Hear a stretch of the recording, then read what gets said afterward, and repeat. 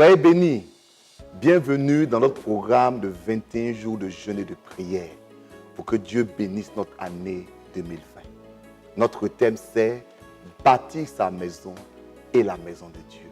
À l'image de Salomon, qui a été capable de bâtir et sa maison et le temple de Dieu. Ce que nous désirons pour vous cette année, c'est qu'en même temps que votre vie personnelle va de l'avant, que votre vie spirituelle aille de l'avant de la même manière. Et aujourd'hui, nous prions pour bâtir selon le plan de Dieu. Et notre texte se trouve dans Hébreux 8, 5. Il est écrit, selon que Moïse en fut divinement averti lorsqu'il allait construire le tabernacle, et soin lui fut-il dit de faire tout d'après le modèle qui t'a été montré sur la montagne. Moïse devait construire le tabernacle. Mais le plan, ce n'est pas Moïse qui l'a donné, c'est Dieu qui l'a donné. Nous voulons bâtir notre vie, mais la question, c'est selon quel plan? Dieu est notre créateur. Que ce soit notre mariage, nos finances, nos activités, toutes choses de nos vies. Si nous voulons que ces choses soient solides, nous devons les bâtir selon le plan de Dieu.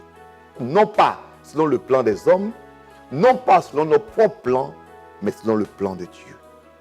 Dans le psaume 127, il est dit clairement que si Dieu ne bâtit la maison, celui qui l'a bâti travaille en vain. Donc si on veut forcément que nos projets avancent sans consulter Dieu, on risque d'échouer. Mais si Dieu bâtit la maison, alors la maison sera solide. Le psalmiste dit encore qu'en vain on se lève tôt et on se couche tard, que Dieu en donne autant à son bien-aimé pendant qu'il dort. C'est-à-dire le fait d'être dans le plan de Dieu est une grâce que Dieu nous fait. En 2020, apprenons à bâtir selon le plan de Dieu. Et Moïse lui-même a reçu le modèle du tabernacle sur la montagne. Ça veut dire que c'est en priant que Dieu lui a parlé.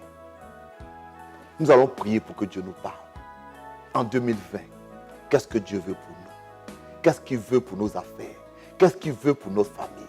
Si nous connaissons le plan de Dieu pour notre vie, si Dieu nous le révèle, alors nous aurons du succès. La Bible dit ce n'est pas à l'homme quand il marche de choisir ses pas. La Bible dit telle voie paraît droite à un homme, mais son issue, c'est la perdition.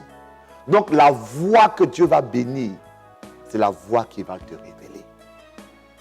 Bien-aimés, nous prions donc pour 3 sujets en ce jour.